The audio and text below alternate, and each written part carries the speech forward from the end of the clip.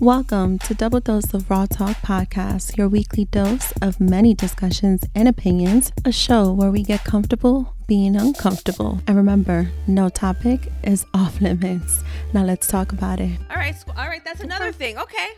Yeah, right. So I think I'm going to just, when I come back from vacation, I'll probably just dive right in. Okay, sounds good. All right, so let's do this. We're going to start. I mean, we've already been chatting it up, but we're going to start. All right, so welcome back, guys, to another week and another episode on Double Dose of Raw Talk Podcast. As always, I'm your host, Miss D, and I have today a returning guest. I did that on my desk.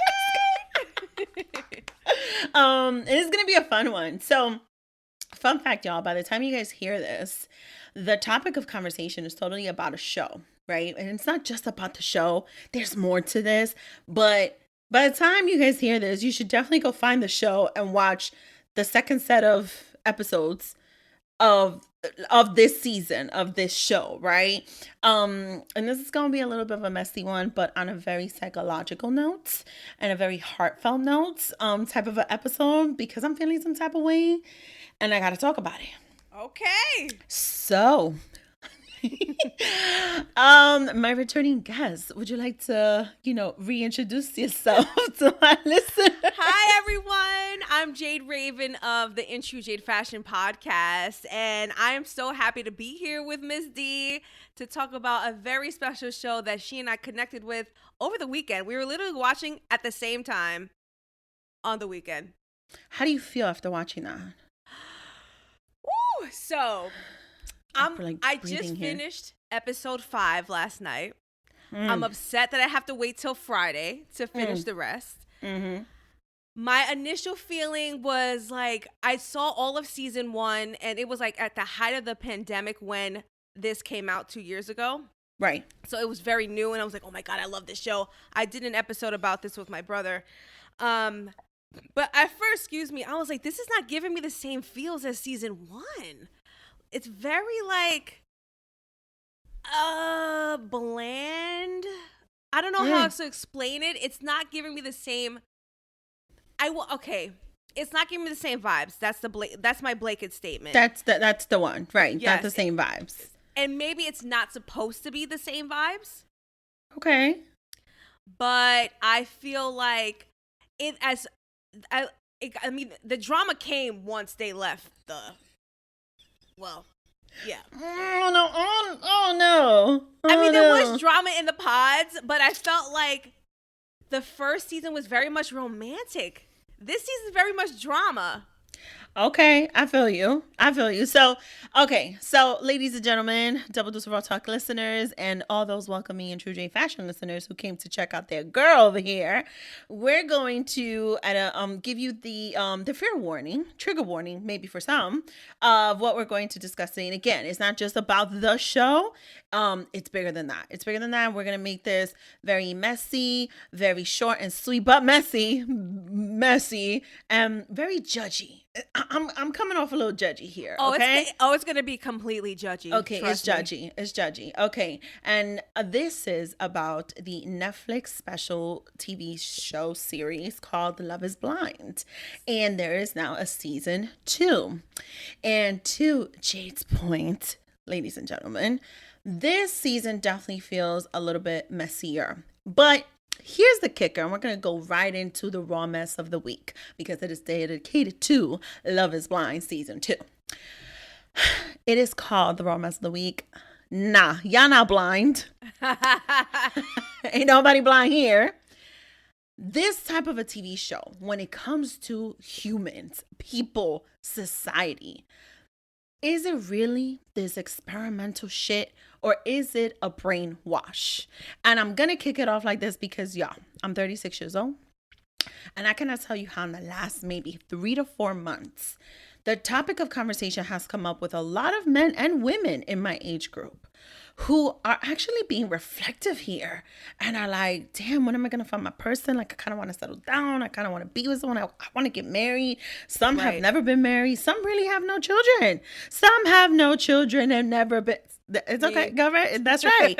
So this has been like a topic of conversation that I've been hearing a lot. And so here comes, little old Miss D, I've been married. I've been divorced. I have a teenage kid. Would I do it again?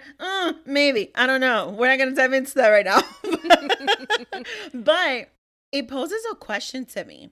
When we know, right, that some people do feel that time is ticking for them. Right. And then you have TV shows like this. You have TV shows like this that, in my opinion, in my very raw, messy thought of the week opinion, I feel that this experimental crap is leading more into the brainwashing as opposed to a true experiment. And the reason why I say that is because I feel like it's setting a tone like, first of all, season 1, somebody did find blind love very, beautifully and successful, right? Lauren and Cameron. Yes, Lauren and Cameron. And it was another couple too. I forgot his name. Names. Yeah. No, they had a little mess too, but yeah, them too. But then also it's the part of, and we're going to dive into this with the other segments, it's the part of what exactly is the purpose to this experiment? Is it really to find love by really getting to know someone deep within? Or is it really just, let me take a chance, because if it don't work out, I technically got, what is it? They got 4 weeks to get married. I technically got 4 weeks to kind of pull back. What is it? So they have 10 days in the pod. Right. I don't know how long they are in a week. A week? They're on vacation for a week? Yeah. So then it's 3 weeks after that. So it's 5 weeks. 5 weeks altogether. Maybe 6 max. And then 4 weeks to, no, I can't. We're talking about this right now. My chest is hurting. I cannot. I'm going to tell you why. And yes, it ended in divorce. And I hope my ex-husband is not listening to this. And I hope if he is, he doesn't get offended.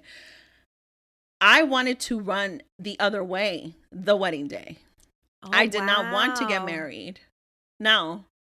And we're gonna shine light on this, because I'm not saying I was purely innocent, y'all. I'm just saying there were red flags that I saw. That's a good segue to this. Very good. Very nice. There were. Y'all, I'm getting so raw right now with this shit. There were red flags that I saw, that I lived, and I chose to stay blind to it. For the sake of wanting to be married, because you feel like you should be married, or because it made sense, because he's the father of my kid, because we did love each other no matter what happened, like we always came back to each other and there was love. And I'm not talking about just 5 weeks, there was years behind this, right? But the nervousness was still there, and even then, no relationship is perfect. But I've heard of plenty of people who, as much as they have the excitement, you hear of the cold feet. You hear of the, I'm nervous. Oh my God, I'm sweating. Oh my God, what if it doesn't work? What if it, right? And so where, show me. And I kind of want to write to the Love is Blind Netflix network.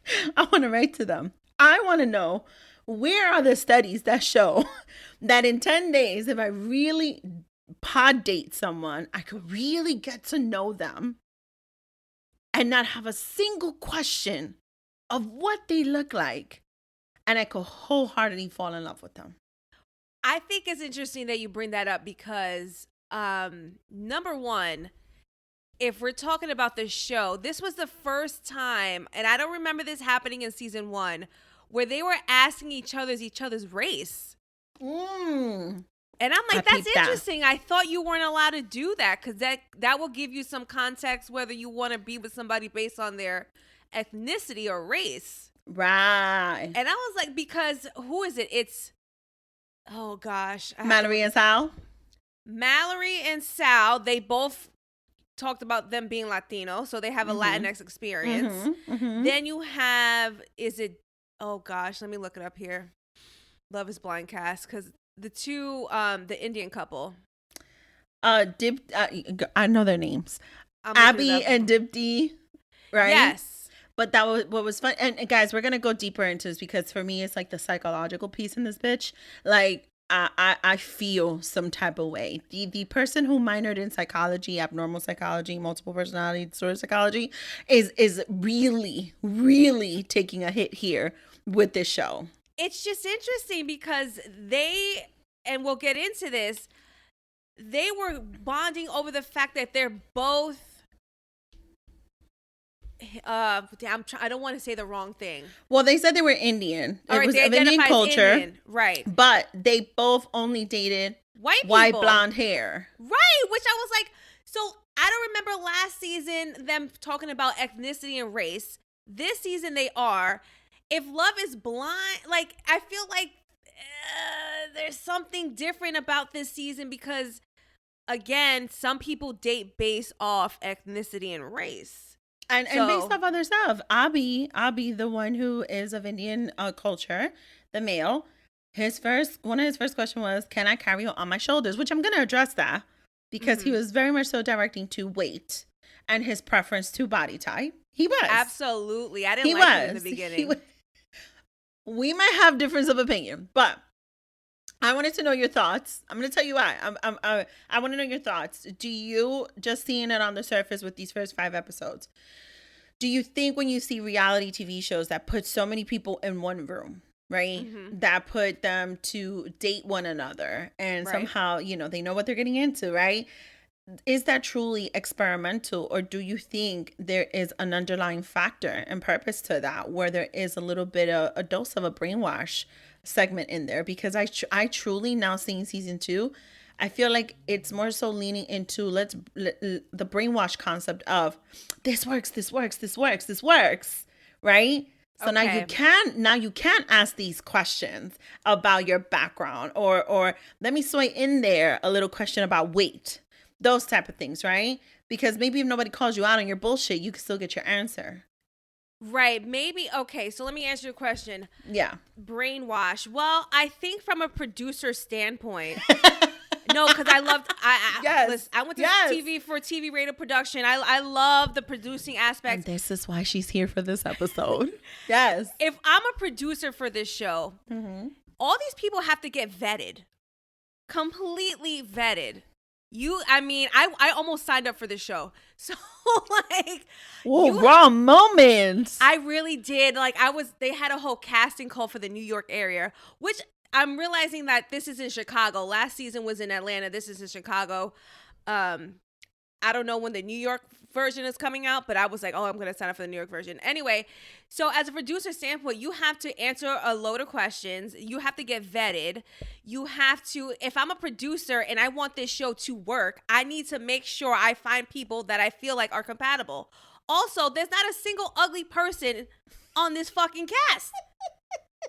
Like, you gotta, like, I mean, I don't find everybody attractive on this cast, but if we're looking at overall, there's not like an overtly ugly individual. Actually, I may not be attracted to some of these people, but like they're not overtly ugly. So like these people are attractive. A lot of them are not my type, but I do think they have a certain sense of attractiveness. They do, like in their own way. Right. So I would only date probably like 1%. But exactly. But like from a producer standpoint, like it has to work. So like I don't know if they have like matchmaking people in behind the scenes. Like you should, because I think it's 24 people in total, right? 12 and 12. Yeah. So like out of hundreds of people that applied, it got whittled down to these 24 people. That's like a lot of, and like I know for RuPaul's Drag Race, you need to take a psychology test. So maybe these people had to take a psychology test.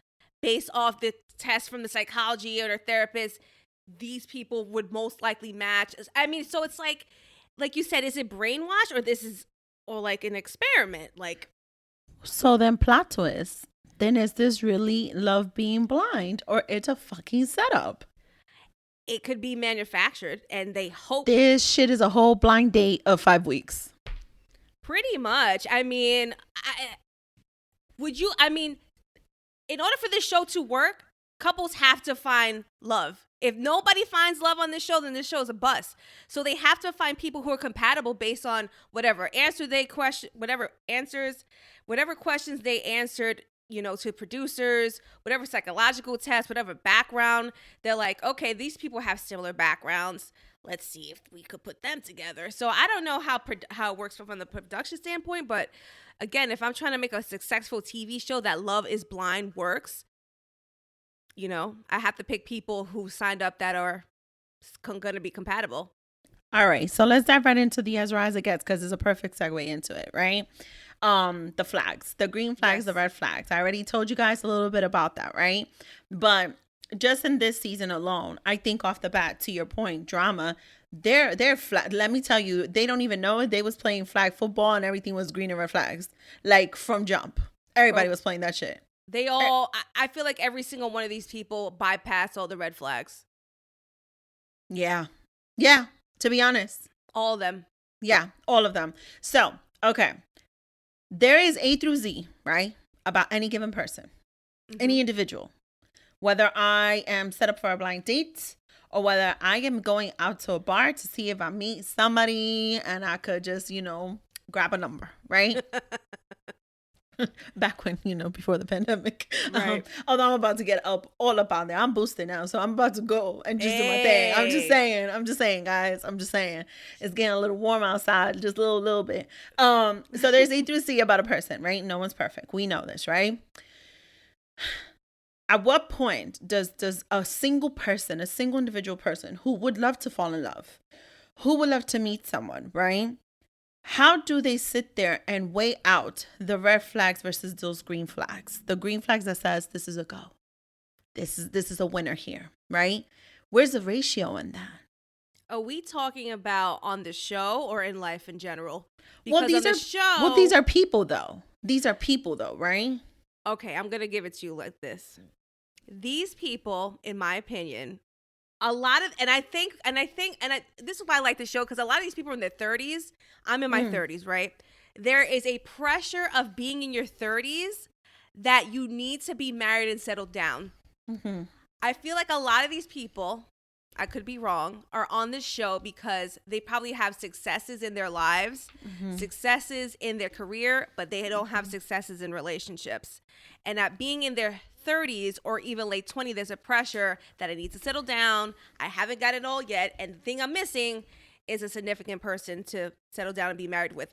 So there's a pressure, especially being in a pod for 10 days to find the one, in addition to the pressure that you may be feeling internally already to find someone. So you may be bypassing red flags that you see. Well, I shouldn't say see, because we're talking about people who haven't met each other in the beginning. You may be bypassing red flags because there's a sense of, like, I don't want to say desperation. No, say it. Say it. It could be a sense of desperation of like, I gotta settle down. So like, you have it here in your notes. If there's 15 flags out of over 15, 11, like, so the 15 red flags over the 11 from A through Z. Right. You like that? Are you conforming here to what their wants are, their needs are, their values are? Because, a given person may actually have 15 green flags over the 11 red flags. A given person may have 23 green flags over those 3 red flags. So what's your ratio? Like, what exactly is that ratio when you think of A through Z about a person? And each one stands for a flag. You get what I'm saying? Well, in this aspect, I think they're only going through A through D. Ooh. In the amount of time they get to know each other. There's no way you're getting A through Z in these 4 weeks. But aren't you supposed to? Okay, so this is what I'm talking about. Is this experiment truly functional? Even when you're vetting the people who you can bring to the show, and someone in there is bound to find the love, right? Mm-hmm. Even if you're vetting that, to set it up in that way, to set up this huge 10-day blind date amongst 12 men and 12 women, right? Assuming that this is exactly how they identify themselves with, right? Mm-hmm. Okay. Even if that's the case, correct? Then is this really experiment working out in that fashion when you're supposed to truly not see this person at all and truly get to know them from within, right? Isn't all they're doing is talking? That's all the time in the world they have in their dating. Their unique pod dating is talking. You're getting to know these people. You're truly putting your heart on there. What else you got? You can't be admiring their haircut. You can't be admiring their eyes. You can't be admiring her ass or his muscles or his shoulders or whatever. My case, his legs. You can't be doing that, right? So all you really can do is be curious and try and look at who they are through a wall. That's all you can do. you're basically painting a picture of what the person is telling you. So Right. you know what I mean? So you could only go on what the person's word. You can only go with how. It's interesting because one of the couples, what is his name? He got the girls mixed up because he didn't recognize the voice. Shane. Yes, he got the girls mixed up. This is really fucking sad that I know exactly who the fuck she's talking about. I was like jaw dropped in front of my TV, like Shane. Yes, it was Shane. 32, the broker. Like, how do you? Are you not paying attention? How did you get the girls mixed up? Like you can't differentiate the voice. So we're gonna go deeper in here. I'm gonna tell you why he couldn't differentiate the voice, and this is just my speculation, right? All right. So before we do even go deeper into that shit, right? To your point, you're supposed to be getting to know this person. You're supposed to know what are your non-negotiables. At this point, you should know what are the non-negotiables too, and the negotiables. You're supposed to know, are you conforming to their wants, needs, or values, or vice versa? Right. Right. You're supposed to be able to determine certain things off the bat. The fact that one of the couples, Shayna and Nick, what's his name? No, Kyle, did not discuss religion until right before he proposed to her. Oh, that upset me. That was disturbing to me. That was completely disturbing to me. Where this is exactly what I'm talking about. There is A through Z about a person. There is A through Z. And if, to your point, you're at least going to get A through D in those first 10 days of pod dating, what are those top A through D's flags that you want to know? Are they green or are they red? I agree with you 100%. So, yeah, you have Shayna, who believes in God, and then Kyle is an atheist. And they was in love, girl. They was falling in love. No, I think what happened was he was in love with Shayna from the jump. Shayna was in love with Shane. However, Shane said that Shayna did not express how she felt about him, so therefore he was unsure, and then went with Natalie, who's annoying. I think she's so annoying. And Natalie pisses me off too because it's like he got your name wrong. He called you Shayna. All right. And then you got upset. So let's dive into the wrong names, the second choices, and all that good stuff, right? Because this is going to get a little messy, girl. Right? Because this all goes back to the psychological aspect, right? This all goes back to mid-30s, to your point. You know what you know. You have experiences at this point. I'm sure all of them do. At some level of experience, right? Just to sum up the first segment, do we judge books by its blind cover? Exactly what you said. I share what I want you to know about me so you can picture who I am. So you can build this picture of the person, right? This image. So are we judging books by that blind cover? Are we really going to make judgments here? Are there really people out there who are truly willing and able and capable of falling in love with someone's soul, with someone's voice? Girl. And not see... And not, I mean, so am I, but not see who that person is at all. Because I'll tell you this much. I like to look at people in their eyes. I like to look at eyes. I like to make that connection with them because I have a strong feeling and I feel wholeheartedly that I can pick up on this when someone is not being their true self. I look at people dead in their eyes. I am the type of person that I say what I mean and I mean what I say. Right. If I did it, I'm going to own up to it. Right. I hold myself accountable. You're going to see it right here in my big ass eyes. So I like to look at people's eyes. I like to see the sincerity through their eyes. So for me, I don't even judge people by a cover that I'm looking at, let alone trying to even judge a book by a blind cover that I'm creating based on what you're choosing to share with me about what your story is. So how does that make any sense psychologically to me? Beats me.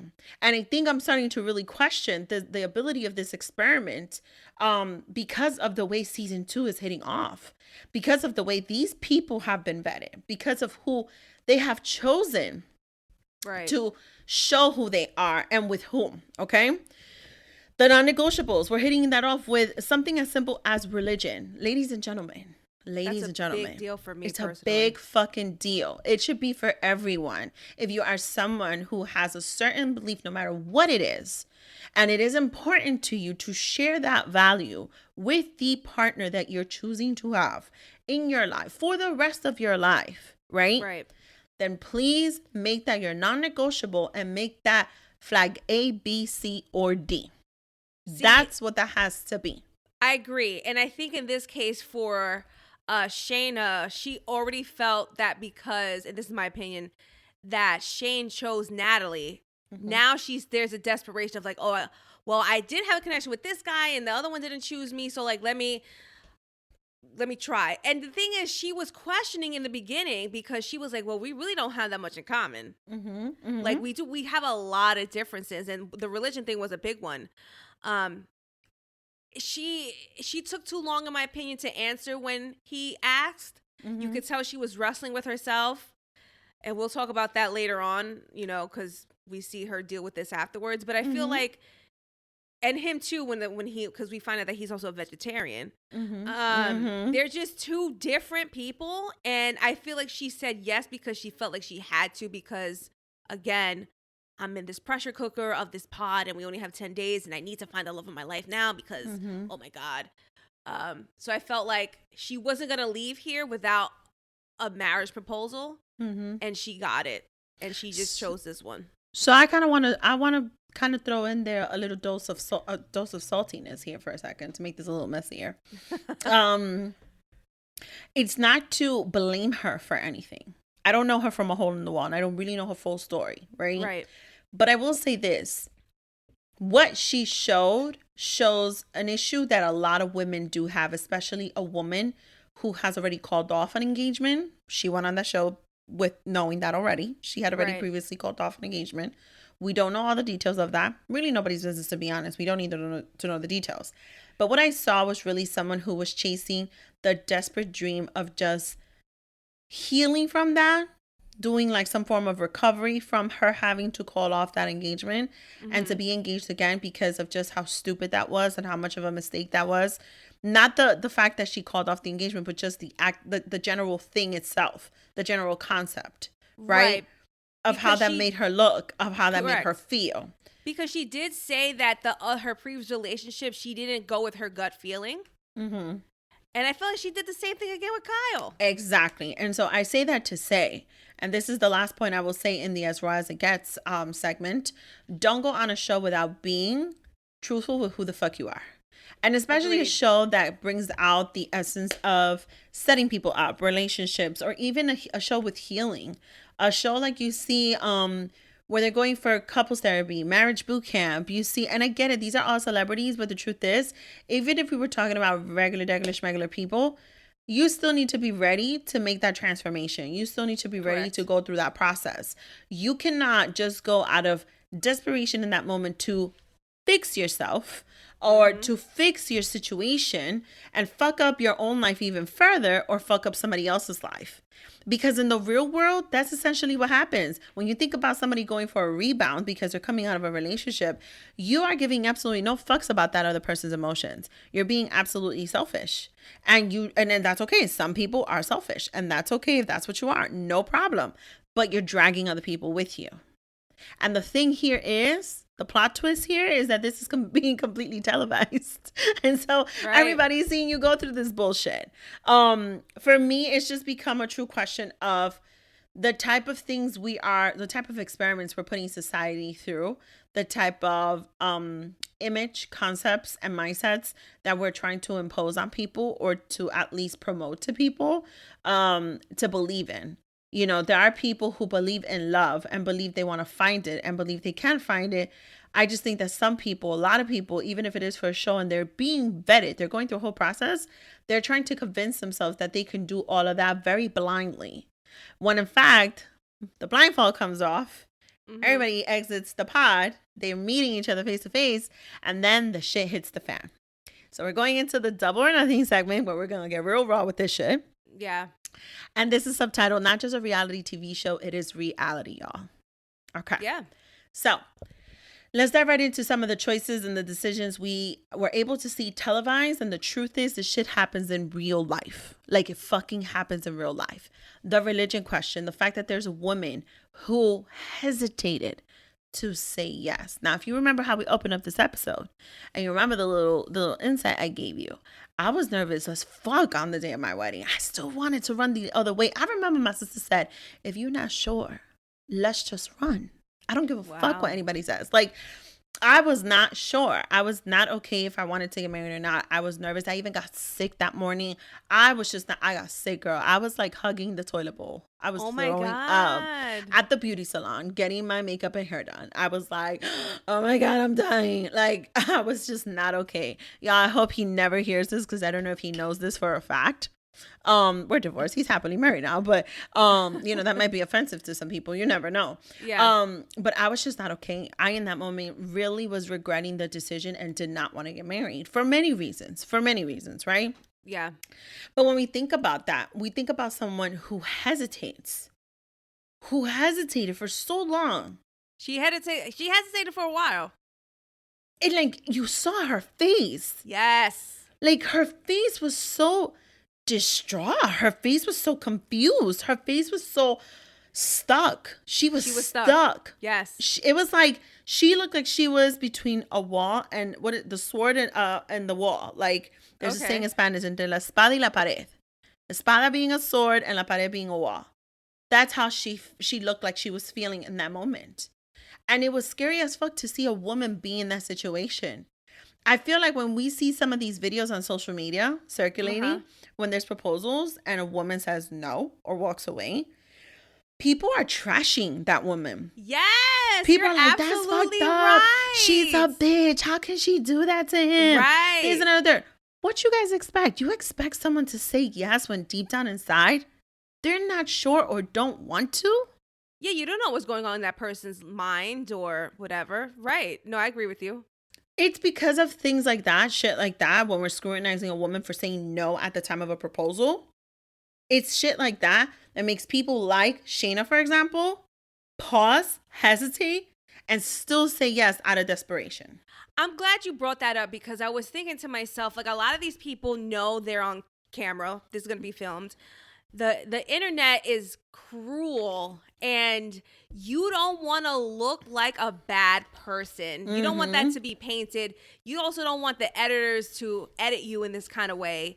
So you may feel obligated to say yes because you don't want to feel like like people to think you're a bad person for saying no. Because if we see this, and I know we're going to get into it, like, the physical attraction, after all that talk of the pod, wasn't there for a lot of the couples. A lot of them. They were like, oh. And I think there's a part of them that feels guilty because they feel like, on paper, this person is supposed to be perfect for me. But the physical attraction is not there. Right. And there's a pressure that you feel based on being on a show like Love is Blind, where you're like, well, this is why I'm on the show, right? Because nothing else has worked for me thus far.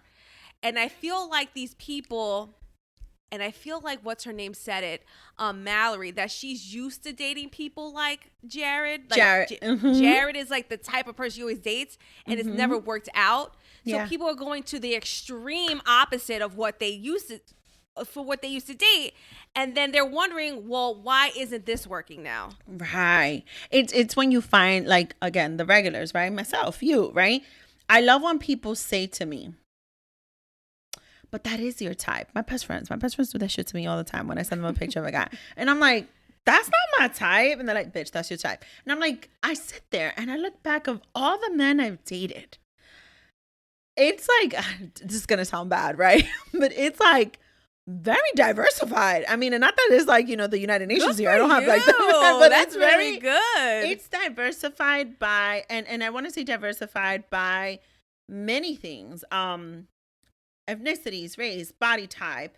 I mean, language. Some of them speak, more than 2 languages. Like, it's like, nice. Like, I've looked back on it and I'm like, I really don't have a set type, but I can see why each of them fit what Daisy's type is, right? Right. Okay.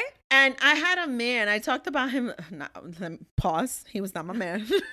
There's this gentleman who I talk about him a little messy on last week's episode. Y'all want to tune into that one.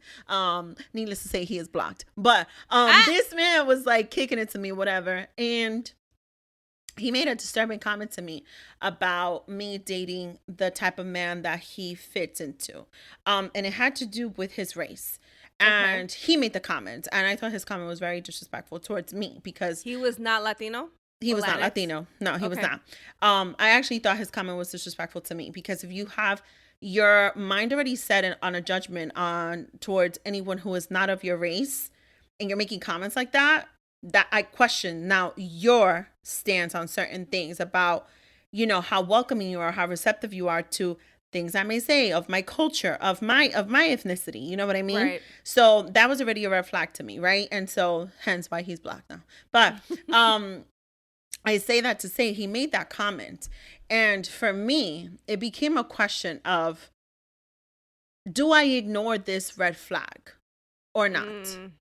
You know, I don't care if I've dated his type of race because that was his direct question to me. It's what came after that. Do I ignore this red flag? Or do I allow all the other little green flags that I was scattering around to say, well, he could be one of my type. He could be someone I could still deal with. He could be someone I could still entertain a little bit. Open up a doorway to see where it goes. Right? Why do I say that? Because I do feel that when you are getting to know each other, even when you haven't seen them, you could pick up on certain things when it does come to who they are physically. Right. And that goes to your point of what Mallory said. She says it after they go on the vacation when they already chose their couple. So let me just put this out there. Jared was dating Ayana and Mallory, pod dating. Mallory was dating Jared and Salvador, right? Yes. Jared chooses Mallory and says, if I propose to you right now, would you say yes? Y'all, I'm so spilling the tea. If you haven't watched it, oops, sorry. Spoiler alert. This show is sponsored by Queens Infusions, a mompreneur-owned brand that creates terpenes and CBD-infused wellness products. Woman-owned, mompreneur, small business-owned, Queens Infusions wellness products are homemade in small batches from locally sourced ingredients, and they are my absolute favorite. To mellow out, to chill, to enjoy the scent, the taste, ooh, you name it. You don't want to miss this. Go to the show notes, go to Queens Infusions Etsy shop, and at checkout, use DDRT code for 20% off, courtesy of Double Dose of Raw Talk Podcast. And Mallory says, no, that she's had a connection with someone else. She was lying to herself, bro. Okay. I don't understand what that was about. Continue. So wait, you're hitting it. It's exactly what the fuck happened. So what does she do? First of all, she's crying hysterical like she just lost the love of her life. Let me say that. Okay, all right. Let me say that. That's what I'm saying. She cried hysterical, right? This is why society looks at us women like we're the fucking problem. This is why, right. and I'm gonna call it the fuck out. Right? Okay. She chooses Sal. But she does not before. She goes back into the pod room with all the ladies. And Ayana basically puts two and two together. Right. Of what just happened. And I think like shortly after that, the day after, Jared calls Ayana in to try and propose to her. Bullshit. Okay. So now Mallory chooses Sal, right? Mm-hmm. Because, according to her, there was more of a connection. Great. Ayana, in the meantime, tells him she got to think about the proposal. He comes back, tries to propose to her again, because basically at this point, Ayana knows she was second choice, right? Yeah. Ayana's like, she's nervous. She doesn't know what to do. Blah, blah, blah, blah, this and that. And she says yes. Fast forward to proposals are done. They're fiancés. They're going to get married. Go to your getaway 1 week. What they don't know is they're all going to be there.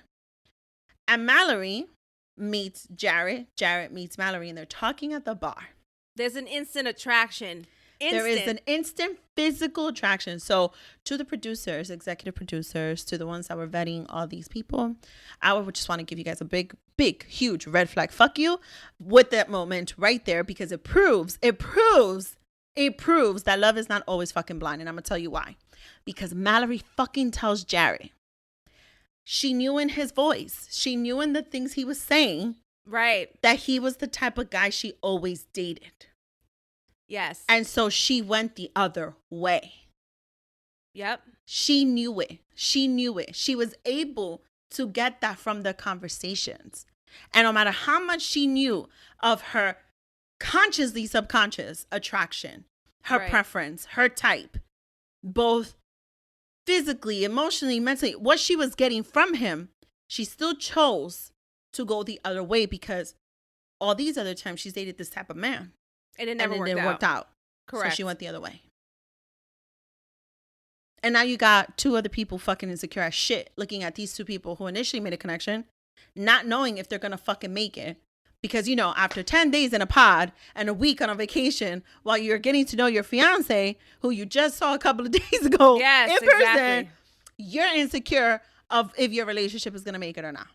Well, all right. So Jared in the pod was devastated that she said no. He didn't even, but the thing is that he didn't even ask to marry her yet. He goes, if I were to ask you, would you say yes? So he technically didn't propose. He proposed the proposal, right? And when she said no, I've never met somebody so devastated. If you didn't have feelings for him, why are you so devastated about this? I don't understand. And he was he was crying. He didn't want nobody talking to him. He got the freaking towel put over his face. No, like he was crying. He was crying. First of all, I've never in my life, and fuck you to all my exes, I never in my life seen none of my exes. I've seen them cry, but I've never, ever seen them cry like that. Let alone before they met me face to face. Devastated he was. The devastation was fucking real. But then it poses a question. Was his devastation truly real because of his heart? Or was it because of his pride and his desperation to also be with someone because of his life experience? Right, because we also find out that he almost died. He was stabbed. Right. Good question. That clock is ticking. There's a lot of factors that go into this type of thing. Yes, this is why I said this is not just reality TV show. This is a reality. I can bet you $1,000 that if tomorrow I meet a man who a year and a half ago almost fucking died in an accident or what have you, he has an attraction towards me. I have an attraction towards him. There is a good chance that if he is in a speedy recovery post-accident and a speedy desperation to not be alone and to not die alone, that he might pop the question just because. There is a real regular schmegular possibility that shit can happen to anybody. Right. Because of desperation. Because I could fucking die tomorrow and I have no kids. It's a real thought. It's a real scary thought that puts people in a situation to sit there and say, do I really believe love is blind? It's crazy. Or am I just going to fake it till I make it here and see if I fall in love with this person even after I meet them? He's faking it till he's making it. I don't think he really feels that way about Ayanna at all. I think he made it very apparent when they were talking at the bar, him and Mallory, how like he's like, I know you. Like, I know you. I knew you in the pod. And like the you can tell she was fighting her feelings because I think she felt bad because even she admitted that the physical attraction for Salvador wasn't really there. It was not there. She said it. She absolutely did. So, I mean, and I was very mad at Jared because he was pushing it like, I know you. Yeah. He was. I know you didn't like that ring. You wanted a gold one. It's not a fucking experiment. Fuck the Love is Blind shit. This was a mind fuck. It was a fucking game. This is a game. It was a game. And the truth is, all is fair in love and war, y'all. All is fair in love and war. Okay? Said Shayna, who's coming back, spoiler alert, to try to get Shane. She's trying to be a homewrecker. You saw how desperate she is now? She's trying to be a homewrecker.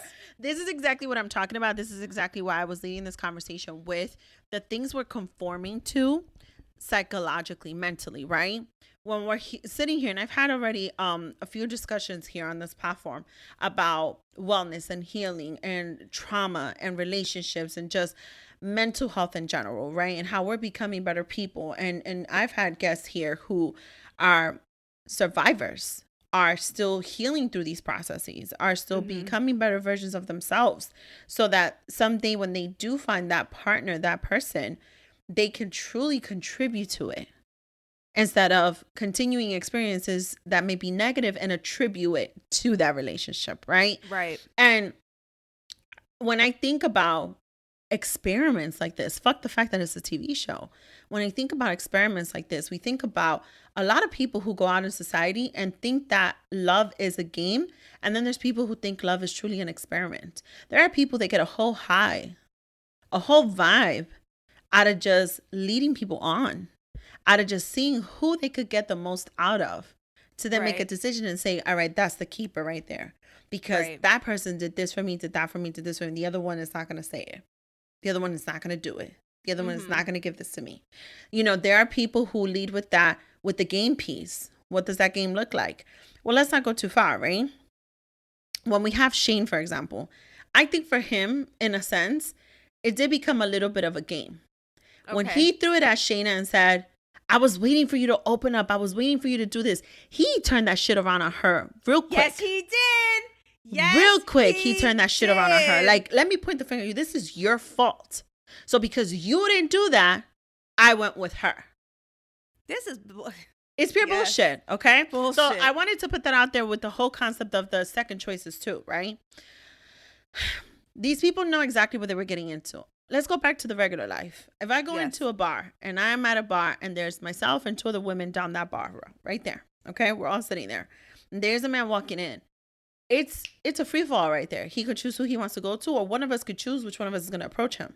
Right? And if this conversation is vibing, what is he going to do? He's going to get up, right? All right, cool. Talk to you later. And he could walk right down the other bar stools and talk to the next one. If it doesn't become a hit with number one choice, a lot of people do have a number two choice. That's the reality of life, whether it's a TV show, reality TV, or it is at a bar, at a restaurant, whatever, what have you, right? And so I say that to say, and I ask the question and I pose it. Do we get upset even if we are chosen as the number two? Do we get mad at this? In real life, probably. I think, well, I don't know. I've never been in this type of thing before where like, well, maybe I've never been somebody's girlfriend, so I've technically always been like one or two or three. If you're comfortable with being one or two or three, then that's a different story. I think in the case of the pod situation, the women definitely had their number one. Like with Natalie, Shane was always her number one. And she had an issue with being Shayna. Deep D, from what we saw, it looked like Shake was her only one and only. Which was interesting because she said off the jump that wasn't her type. Right. So again, we're talking about people going the polar opposites of what they used to date because it hasn't worked in the past. Neither one of them dated Indian people before, but they feel like because I'm in this type of experiment or situation and nothing has worked for me in the past, maybe I should be dating my race, or maybe I should date another Indian person because dating white people hasn't worked for me. So there's like they're forcing it without being true to themselves. And I think Shake is having issues because I think he realizes, he's not attracted to this person. How uncomfortable can I make this conversation right now? Because we're about to go into, first of all, Abi is Shake, right? Because I call them Abi, the other. His nickname is Shake. Shake, right? So Shake, let's call him Shake. Yeah. How uncomfortable can I make this right now? Make it super uncomfortable. I'm ready. Okay. Y'all, I bet you someone out there is going to write me a negative comment about this, but I don't give a shit. I'm going to keep it all the way raw. We get comfortable being real uncomfortable on this fucking platform. And so I'm going to say what I'm going to say, right? Yes. When it comes to Shake and when it comes to Dipti, that's her name, of both Indian background, they said so proudly that they had only dated white blonde hair people, right? So I asked myself, did both of y'all deep down inside, maybe for cultural reasons, decide this was going to be the easier route and more accepting to get married, accepting for your families, accepting I'm gonna call it what it is. I'm gonna call it what it is, Wow. because if your type has been white, blonde hair, blue eyes, whatever have you, right? You mean to tell me nowhere in there, there's been a possibility of you marrying one of them? You mean to tell me that discussion wasn't even a piece of discussion? You mean to tell me, did it ever cross your mind that maybe they're not of Indian background? So are you ready to have the conversation of somebody converting, somebody adopting and completely adjusting to your culture?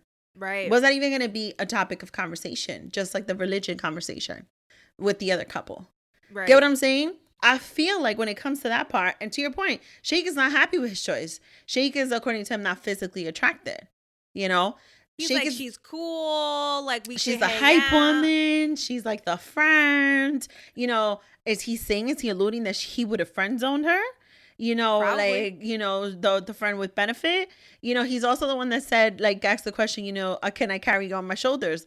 First of all, I get it. I'm a very plus size woman, right? I get it. Okay. I get what it is for our community, you know, the little comments, right? I'm also very confident and very comfortable in my skin and in my size, right? Good, I am. You know, I've learned to just be very welcoming of this entire journey. Okay. I take a deep breath because I may share with y'all a little later what my overdose is gonna be about. But I am very welcoming of this. I've successfully lost a great amount of weight. Pandemic helped me gain a good set of those pounds back. All of us, yeah. You know, and now I'm back on this journey, losing weight again. And of course, all my vacation clothes are fitting too big because I picked the wrong fucking size, guys. So I'm devastated about this. But I say that to say, though, right? Whether we are confident in our size and in our skin or not, I do want to say I appreciate him figuring out a way to smoothly ask that question, because in that moment he was being completely true to himself of what his physical preference is when it comes to a woman. And I would rather that than to him being fake with himself, right, and being fake with other women. Acting like, yeah, I want to get to know you. And then it turns out he happens to pick a woman who is not of the size that he prefers. Yes. And a lot of other people were asking. Yes. And a lot of other people were asking, like, well, do you like to work out? That's another indicator. Like, they were asking these questions to kind of get around, like, well, what's your size? You know, that's, I felt like, was it rude to ask? Maybe. But for some people, yes. Right. But at least, again, like to your point, he was being true to what his preference is and being true to himself. And the nicest way to ask what how you are physically is like, can I put you on my shoulders? I mean, how else would you ask? Like, can I pick you up type? I mean, like, quite frankly, if I was one of those women, I would have said, I don't know. Can you? What does your arm size look like? What can you carry? Have you squatted 200 and something pounds? Like at the gym? Like, I want to know. Right. You tell me, because if you can squat 200 plus size pounds, hell yeah, you can carry me. I'm still not going to tell you my weight, but hell yeah, you can carry me. Like, exactly. There's a way to still maneuver that conversation. I just feel that if I saw anybody being in his true element and his true self and saying he likes what he likes and this is who he is, regardless of what his background is, because apparently his background was he grew up being a little bit on the big side as a child, right? But even if that's the case, he said what he meant and he meant what he said. This is who he is. He's being truthful. You cannot be upset at that. You cannot be upset at the reality that this is being televised, but many of us, I am sure. I've been married more than once. I've been in relationships where I've been the rebound. I've also had rebounds. I've been in relationships where someone picked me after their number one said no. And I've been in relationships where I said no to someone because I picked someone else already. Well, how did you feel about that? Knowing that they picked someone else over me? Yeah, like you were the second choice. Oh, that one. That did happen to me too, actually. I mean, in that moment, I didn't know it. I didn't know it until well after. But at that point, it had just become a factor of it is what it is. I'm the type of person that focuses on what my relationship is as opposed to, well, what happened with that person? Why not? Why not her? You know, that's something Ayana did in that moment when Jared ended up proposing to her is, are you sure? Are you proposing to me because she said no? Why are you proposing to me? What is your reason? It's like, bro, it's either you're going to say yes or no. Well, I mean, like, when I first saw that, I was upset with Jared because I'm like, you were completely devastated over this Mallory. And then the next day you're going to ask Ayana. Are you asking her because, again, you and I already addressed this, out of whatever outside factor that's happening, maybe this is a game. Maybe this is the thing though. This is also reality TV. And he said he's an entrepreneur. Are you doing this so you can stay on TV longer? Like, it's just so much different factors. But I respect her asking him, like, are you sure? Because I wasn't the first one. And she was devastated. You saw her walking down the hallway. She couldn't even walk. Yeah, she fell. She fell to the ground. She was devastated because... And ladies, if a man ever makes you fall to that ground on your knees, that's telling you in deep. Deep, deep, deep, deep, deep. Your heart is in that so deep. And you need to regroup yourself and you need to get yourself right back up.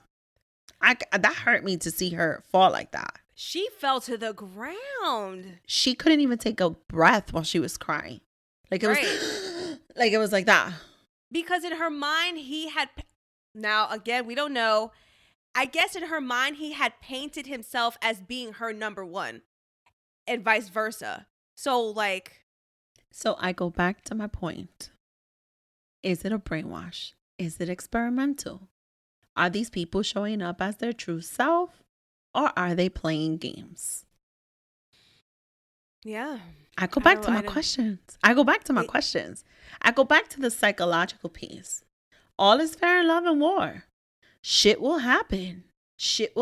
People will try and get into your relationships. Let's not even go too far in the reality, in the real world. This is why you have people who say, I wasn't cheating. I was just talking to her just to see if I still got it. There are people who will do that. There are women who will do that. Do you know how many times I've walked in the city and I see women go like this? Watch. I might put this as a video clip. They go like this real quick. Is that easy?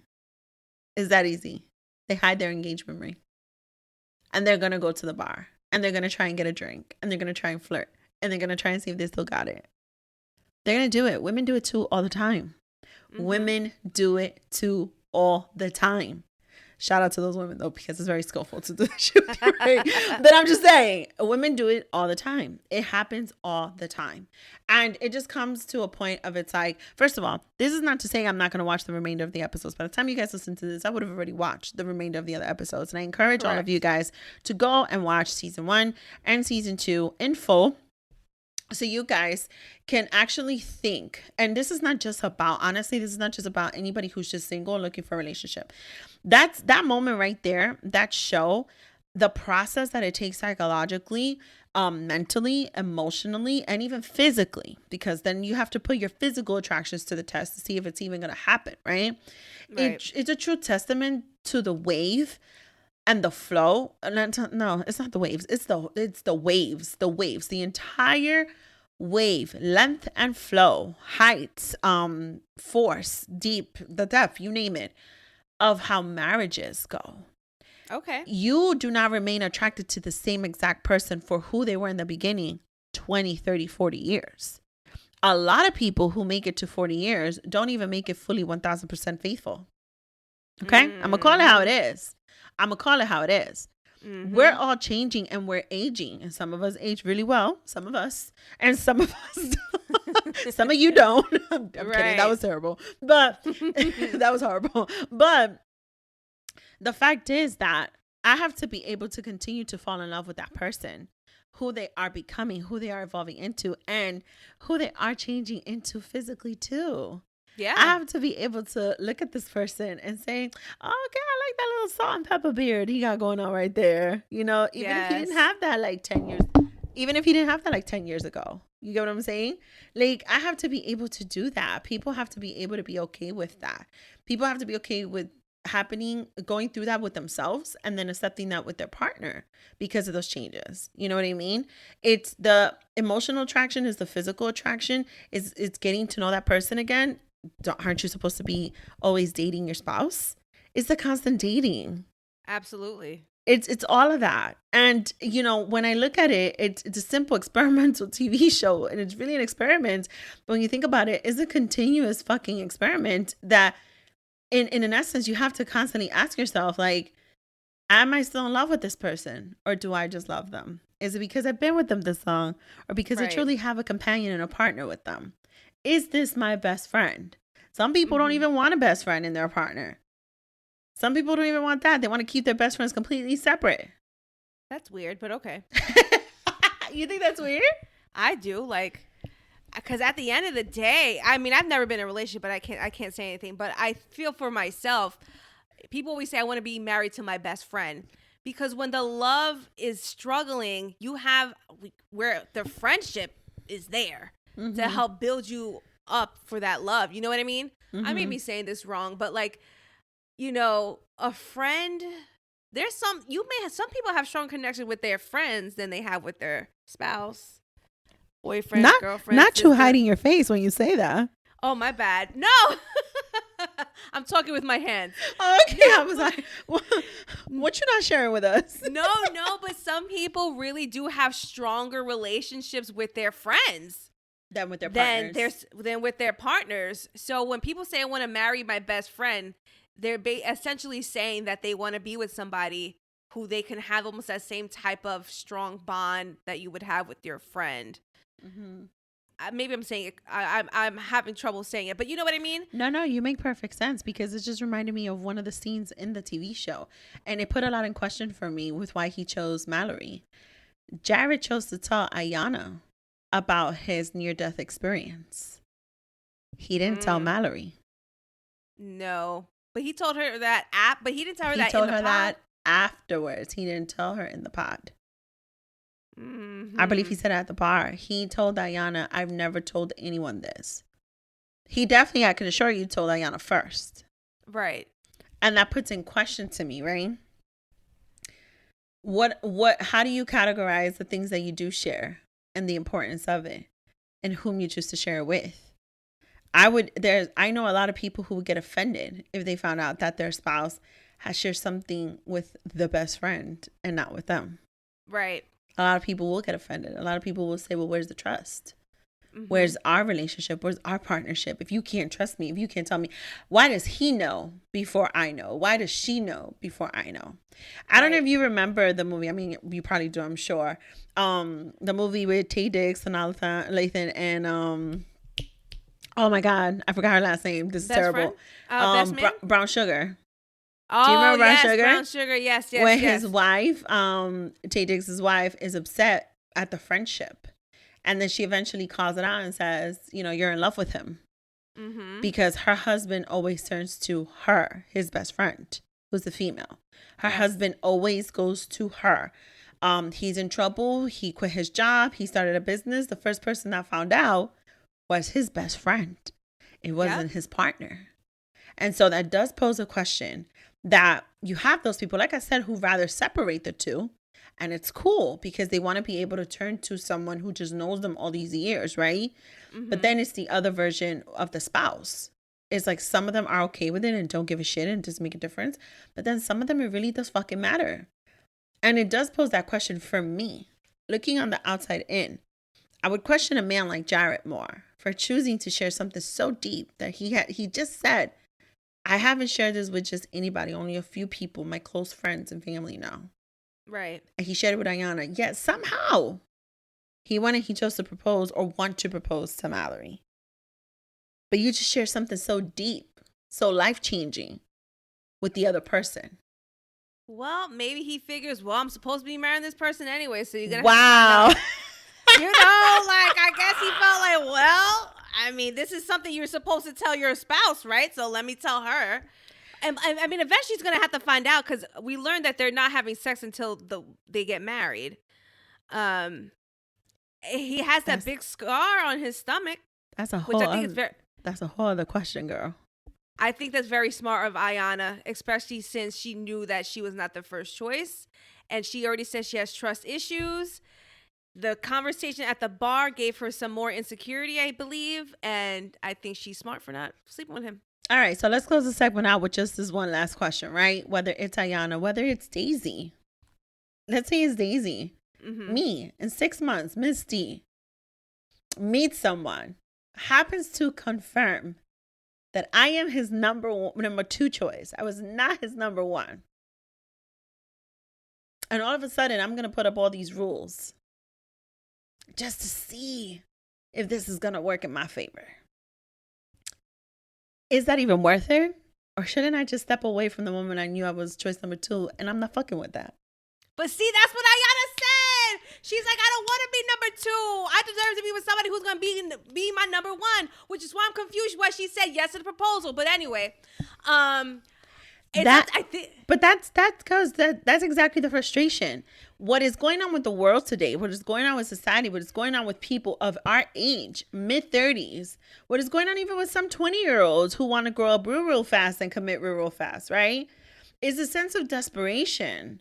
Is the sense of partnership. Is the sense of, I don't want to be left alone forever. So let me hurry up to this because this is my prime. So this is when I'm definitely going to find someone. Right? Mid-30s is like, oh my God, I'm running out of time. Let me hurry up to do this. You know, it's like, I got to hurry. I mean, but do you really? You know, I love when I say, you know, they're like, don't you want to get married? Don't you want another kid? I'm like, and real quick, even before cancer, it's, oh, but you already have a kid. You've already been married. And? Well, you're looking at it from a different perspective, I think, in my opinion. It is a different perspective. It is because it's a perspective of each individual's person, right? It's based on your experiences too, right? I also know that because I look at it from a different perspective, there's a great chance that the way I look at it as someone who's been married, who's had certain experiences, who's had a child, would make certain decisions. Correct. Differently. Even in a moment of desperation or consciousness, and I'm chill, calm, cool, and collective too, right? Yeah. As opposed to someone who doesn't have children, is of my same age, has not been married, and might actually, even though they might feel like I want to be the number 1, they might still give it a chance and see where it can go. You know what? I think from a personal standpoint, because this is just my Gemini pride talking, I would feel some type of way. There could also be a sense of like, well, I'm going to prove that you are making the right decision by picking me. You might, you may have been feeling some type of way about one and it didn't work out. But now that you're with me, I'm going to show you why that didn't work out. Okay. I mean. Okay, Jade. Okay, Jade. She's like, where's my gavel? But I said. Right. So I think Ayanna needs to step it up because she's kind of playing it low key right now, which is annoying. And I think that like if I knew that I was somebody's number 2, you would have to push your pride aside because the pride is going to be, that's what's going to eat you is the pride. That's what's going to get in your head. Unless you're that person who's definitely like, no, I'm never going to be somebody's number 2. I should only be somebody's number 1 and I'm going to step away from this. Because who knows what kind of decisions they're making based on the fact that the first one didn't work out. So, I mean, it's hard for me to say. Okay. I'm going to go right into the overdose. I have a little one-liner there, but I just came up with a thought, with an idea. And I usually don't do this, but we're going to do it now. So on my overdose, I wanted to, it wasn't even a rant. It was just like a final statement, final words, final thoughts. While I'm totally up for this entertainment, I really don't have time for this type of shit, this type of mess. I really don't. And I really, I know that I can't even say they're celebrities or public figures yet. There are people who were vetted for this show. And they were head on, game on to go on the show. But they are still people, regardless, right? And so I really wish they would have known just how much damage could have been done to others, to themselves, if they didn't go into this really thinking of the purpose to the show and why they're going on to the show, right? I want to also say I don't believe in love is blind, y'all. I need to see people's eyes. I need to see people's eyes, and I need to see people's eyes.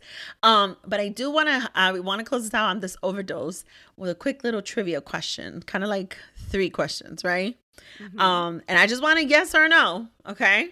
Okay, I'm gonna try. And we're gonna close it out like that, because it's not just about the show; it's about real life circumstances. Again, Jade is someone who has not been married, no children, right?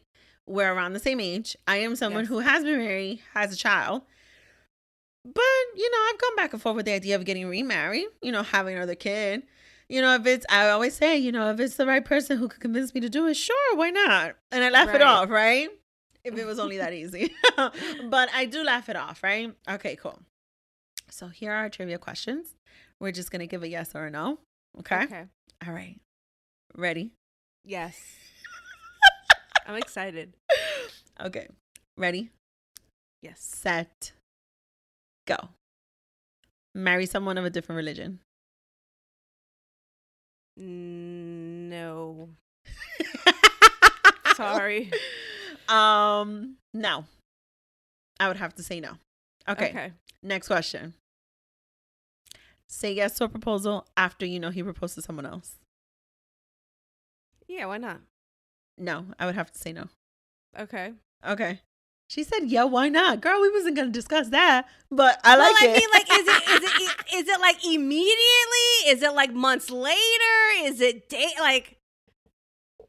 Girl, he was dating the both of y'all. That's exactly what Jared did. Oh, then I would have said, okay, then I changed. If we're talking about like, if I'm in the pod, no, absolutely not. I'm not saying no. I'm not saying yes. Fuck that. Okay, so that's what I'm saying. No. I would say All no. Right, no. If we lived in a world like that, I would say no. Yeah, no. Agreed. Which, for the record, I do believe plenty of times we are living in a world like that. So therefore, I would still say no. Some of y'all be playing real fucking games. Some of y'all be living double lives and y'all be hiding it well. Well. Okay? So no, I would not. I would not conform to all the other things being number 2 and suddenly nominated to number 1 because number 1 said no. That would not be my thing. Okay. The last question. Okay? All right. Holding off on having sex till marriage because you're not sure yet. No. Why would you hold off on sex? Why would I hold off on sex? I'm a horny bitch. I am. I'm horny all the time. Hold off if I wasn't. Sometimes you need to know sexual chemistry. That's big. It's huge. Thank you. One more time for the people in the back. Thank you, Jade, for saying that. Yeah. Hell no, I'm not holding off on sex because I am a firm believer that sexual chemistry, sexual connection, and communication is key and essential to all other things in a successful relationship. Yeah, God forbid you get married and then he's ass or she's ass and you're just like, wait, did you just say he or she is ass? Well, I don't know people's preferences. I'm speaking for multiple people. Like, what happens if you get married and he's ass or she's ass? Guys listen to your podcast too, right? I mean, they do. You're right. Okay. You know what? I'm gonna hit it with a spin. 2 more questions, right? And these 2 questions are a truthful moment of clarity of something that I've been in a situation, but also people that I love dearly have gone through it and are going through it. In the times that we're in today, are we going to constantly be forgiving people in their constant mistakes and still marry them? Or are we going to call off an engagement? That's a loaded question. It's a loaded question, but it's a yes or no. How clear are we?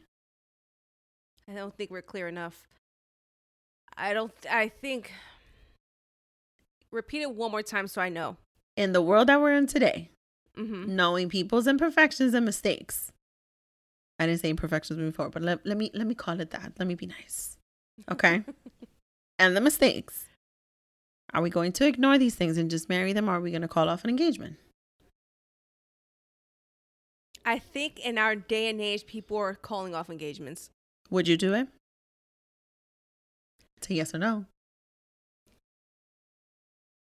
My initial answer is no. My initial answer is yes. I would totally walk away from an engagement. Well, you've been there. That's why. And no, I did not. I wanted to run. Oh, no, I didn't. right. I went ahead and got married. Right. And I say that right now, knowing that it's what I would do. And I would do it probably having an anxiety attack and a panic attack. Because it's still a nerve-wracking situation. But I would do it. I would walk away. I would call off a whole engagement. Absolutely. I would. My life has never been so clear. So clear to me. So clear. And it's taken a lot of sweat and tears to get to this point, y'all. And I think that's where you and I are different. Yeah. Because, but I'm clear on it. Right. I will today throw it all away. It's not to say that I would lead into divorce. It's because I don't want to lead into divorce that I will throw all of that away. See, I'm not clear on my life yet. So like, I'm being honest. I don't know. I feel like you are. I feel like, you know, I unfortunately I tend to be very forgiving. So that's my issue. Mm-hmm. It would have to be, and I have a hard time making decisions. I'm horrible when it comes to decision making, mm-hmm. and it will drive me into a panic attack type shit. Mm-hmm. Trying to make a big decision like that.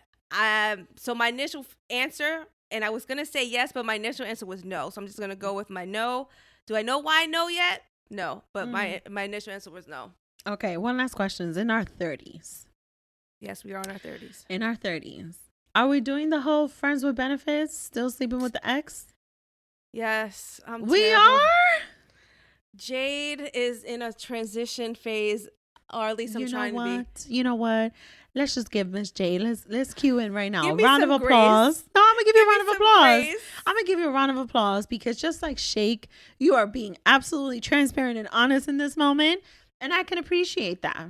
I hate friends with benefits, but you would still do it because Jade is desperate for love and a connection. Okay. So though I don't like it, I still find myself in these situations. I was celibate for a while, mm-hmm. and then I got lonely, and that's my problem. Okay. Listen, I'm here for this. I'm here for the raw moment, and you know what? It's all a process, y'all. I will say this: I was once Jade for sure, and I did not give one flying fuck about what anybody had to say. I'm gonna be honest with y'all. I used to do it, take it back, do it all over again and again and again and again, until it just got to the point where it was like, nah, never again, right? And so here we are today, ladies and gentlemen. Well, I will call off an engagement and never again have a fuck buddy. But that's just me. There you go. Who am I to judge? I might come up with a new term though to, make it make sense for my new life. All right, guys. So we wanted to get messy and judgy on this week's episode, and I wanted to do it with someone who understood the assignment because this is exactly what you get.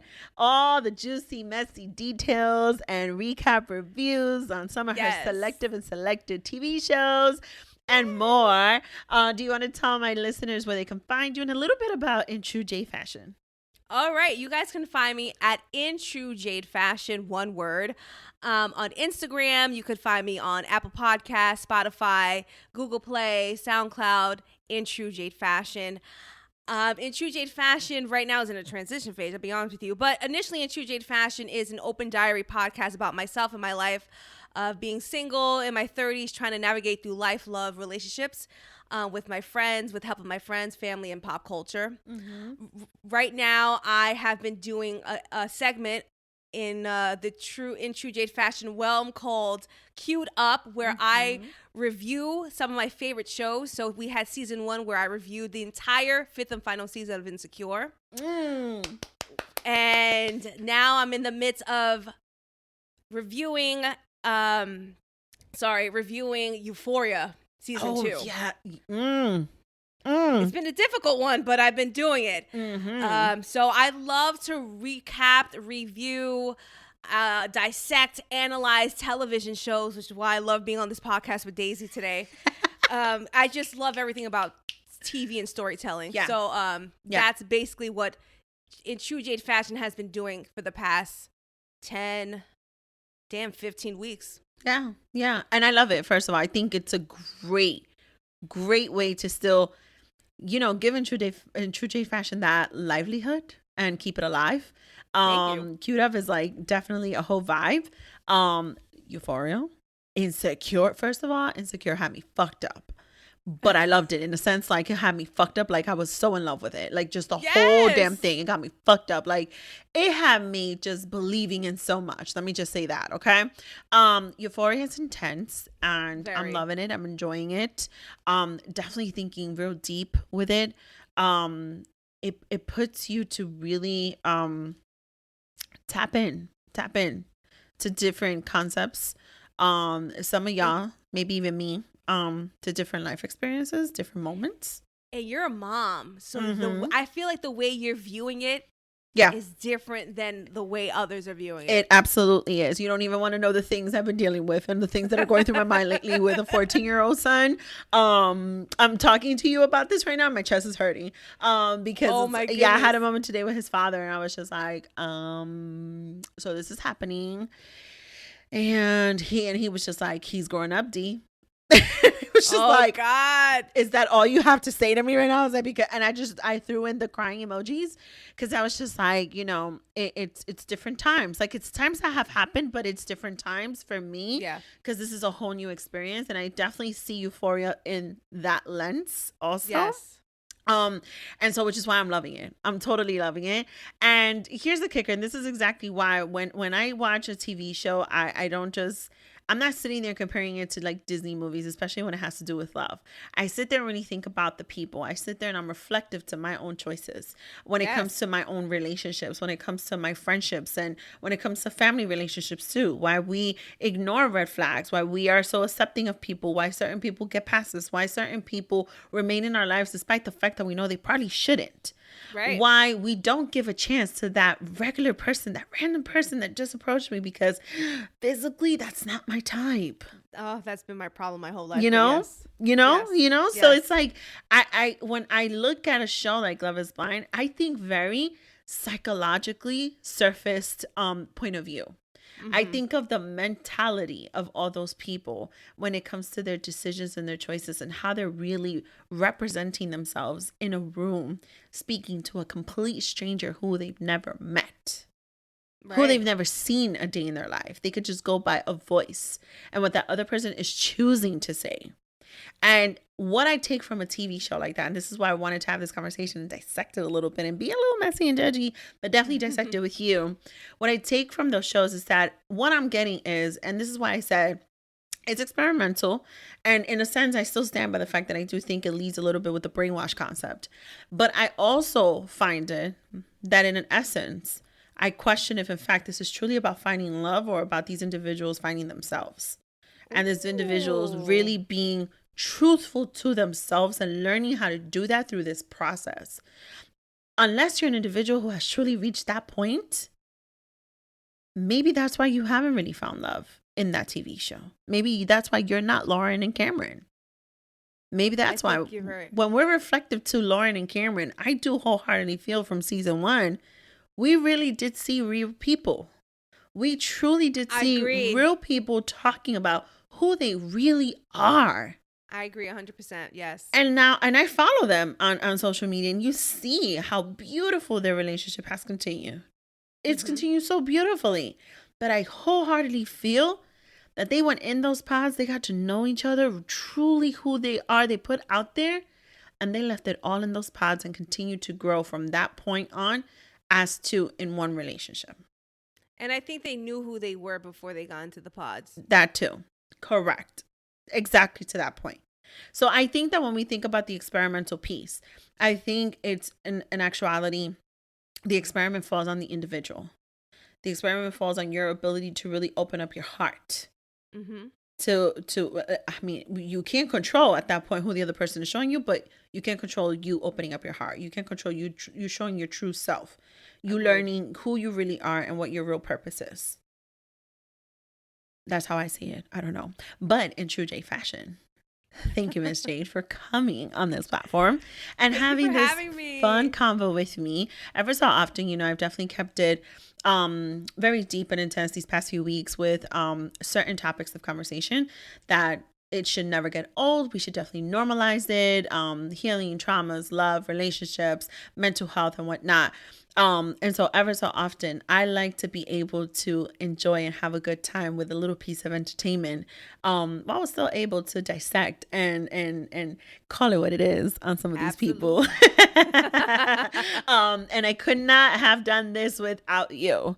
Thank you. Absolutely, y'all. Please go support Jade and True Jade Fashion Podcast. Cute Up has been a whole vibe. So proud of you for still moving forward with this. Still pushing forward, even if True Jade Fashion is a little bit of a transition. Yes. It is what it is, but you are still there. You're still sustaining your platform. Go tune in. We're discussing Euphoria. We're discussing. You hear me? We're discussing like I'm on the show. Hey, girl. I know you're going on vacation, but I'm tuned in though. I'm tuned in, and I'm hearing it all out. I am. I'm entertaining the children. Yes, it's all good. And as always, guys, this has been another week and another episode on Overdose of Raw Talk Podcast. I am your host, Miss D, and you guys will tune in next week. Bye. Bye. Don't forget to follow us on Instagram and Twitter. And we are live on your favorite podcast streaming platform. Make sure to tell a friend to subscribe, rate, and review. Talk to you later. Bye.